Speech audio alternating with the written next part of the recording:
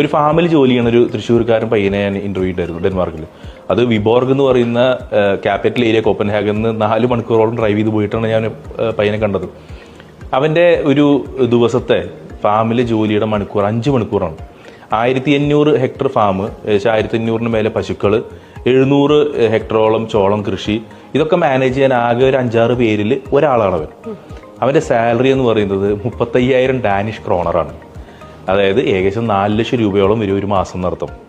അപ്പോൾ അവൻ, ഞാൻ ചോദിച്ചു അപ്പോൾ ഹാപ്പിയാണ്, സാലറി ഒക്കെ കിട്ടുന്നില്ല ചോദിച്ചു. പറഞ്ഞു സാലറി കൂടുതലാണ് എന്നാണ് അവൻ തിരിച്ചു പറഞ്ഞത്.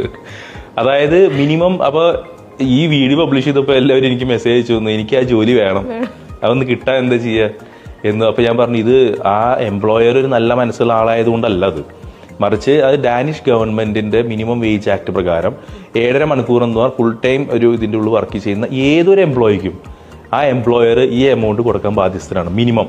Something like that. Fantastic. I want that job right now.